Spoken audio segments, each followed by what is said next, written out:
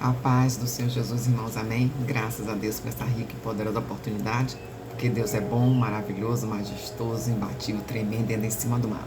Esse é o nosso Deus, o Senhor dos Exércitos. Ele nos capacita diariamente. Quando Deus tem um chamado, Ele vai colocando a gente em frente ao propósito para o chamado. E daí então tem muitas guerras. E essas guerras, essas batalhas, faz com que nós vai nos ajustando com as capacidades que nós nem tínhamos e nosso Deus Todo-Poderoso nos consegue nos colocar entre nós. Amém? Dentre nós, dentre você. Deus está trazendo capacitação de onde você não tinha. Ele está erguendo uma nova habilidade ou habilidades para estar diante do propósito de ser cumprido. Porque se Deus prometeu, Ele garante, Ele é fiel para cumprir. Amém? Graças a Deus.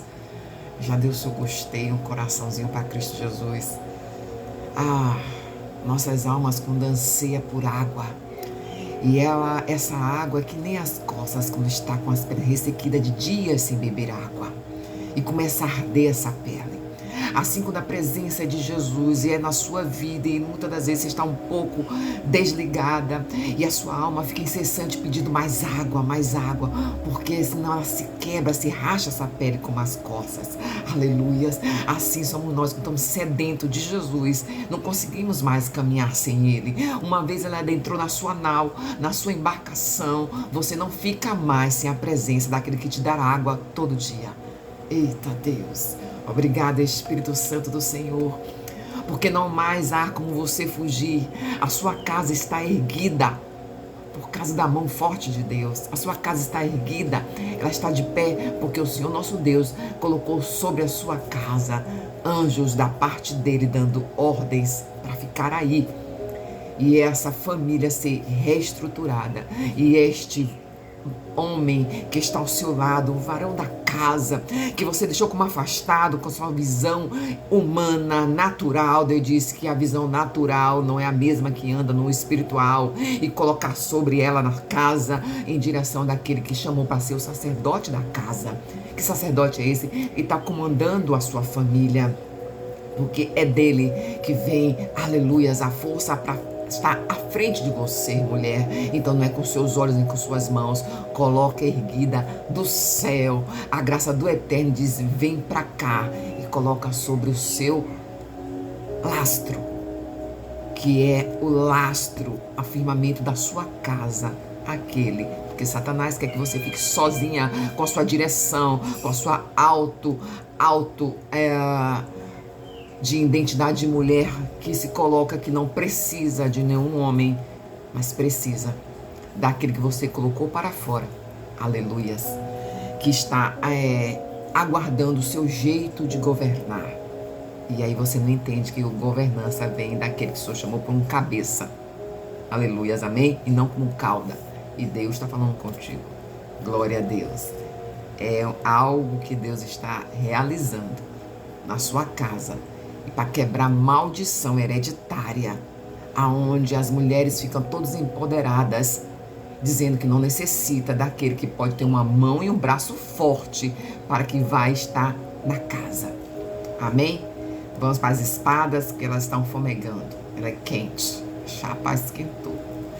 E pode ser que não vai agradar, mas Jesus manda falar e a gente fala. Aleluias. Vamos para Ezequiel. Pega as espadas, a minha está aqui, para a glória do Eterno. E compartilha essa mensagem.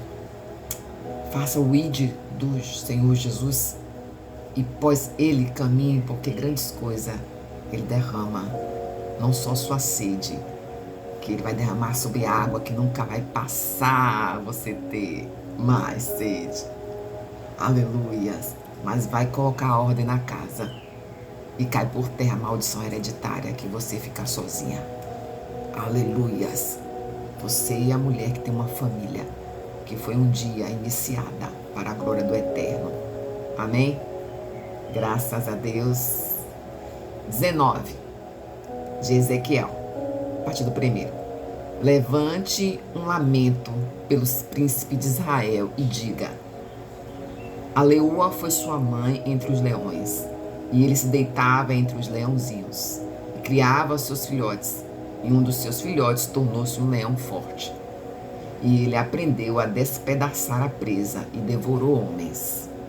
As nações ouviram seu respeito, e ele foi pego na cova delas, e elas levaram com ganchos para o Egito. Quando ela viu que sua esperança não se cumpria, quando viu que se fora a sua expectativa, escolheu um outro dos seus filhotes e fez dele um leão forte. E ele vagueou entre os leões, pois agora era um leão forte. E ele aprendeu a despedaçar as presas e devorou homens. Arrebentou suas fortalezas e devastou suas cidades. E a terra e todos que nela estavam ficavam aterrorizados com o seu rugido. Até aqui. E todos ficaram aterrorizados com os seus rugidos. Satanás, ele é sabido, né? Assim, no Nordeste a gente fala essa palavra sabido. Ele tem suas artimanhas para chegar ao seu devido objetivo. E é articulador, e é muito disciplinado. Não tem pressa, não tem ansiedade. Ele vai devagarinho para ver se pega a presa por inteiro e acaba estraçalhando, rasgando elas. Por quê? Porque ele sabe que está perto, já é condenado, já é falido, já perdeu. E vai fazer o quê? Ninguém quando perde, quando tem as suas... não sabe lidar com as situações de frustrações, ele quer levar um monte com ele. Ele vai ficar assim, porque é um momento que fura você, ele está querendo dizer que está furando Cristo. Mas Satanás perdeu porque Cristo, com o furo das suas mãos e seus pés, ele perdeu. E o sangue do Senhor pagou o resgate da sua vida. Então, toma posse do que Deus está te falando, que não é com sua vista, não é com seus olhos, não é com sua mão, é com aquele que o Senhor Deus chamou para fazer a obra na sua casa. Aleluias. Aqui um lamento que foi levado para os príncipes de Israel. Era um momento que Joacás foi colocado ao trono de maneira muito bem legítima. E é por isso que está se falando dos leãozinhos e dos leões como filho, porque Josias, ele reinou 31 anos. E ele foi colocado no lugar de Josias. O rei Josias, um rei bondoso e justo, na qual fez com decretos para derrubar todos os tipos de deuses e a idolatria presente em Jerusalém. E quem que estava esses deuses permeava por ali? Todos sobre a égide do Egito. E ele foi em contraponto, sim, com Neco II, que era aquele faraó no momento. E aí, quando Joacás assume o reinado, não foi bem legitimado, porque foi o povo que colocou ali naquele momento. Mas esse fez tudo que desagradava ao Senhor. Aqui diz, quando os leãozinhos se colocou, deitou com outras, as nações ouviram a respeito dele, e ele foi pego na cova delas. Aqui se trata quando Deus disse que uma grande nação forte, Josias reinou por 31 anos e fez o que agradava, que era Deus. E nesses confrontos com o faraó, dessa batalha, Josias veio à morte. E o povo tinha que colocar o seu sucessor. E esse sucessor, eu creio que fazia às vezes nos vieses ali com o Neco, e ali não estava sendo de confronto, de conforto do que o Neco queria. Ele queria colocar de quem ele poderia empossar, né, o nome do irmão de Joacás. E ele chamava-se Eloaquim e botou o nome com Joaquim.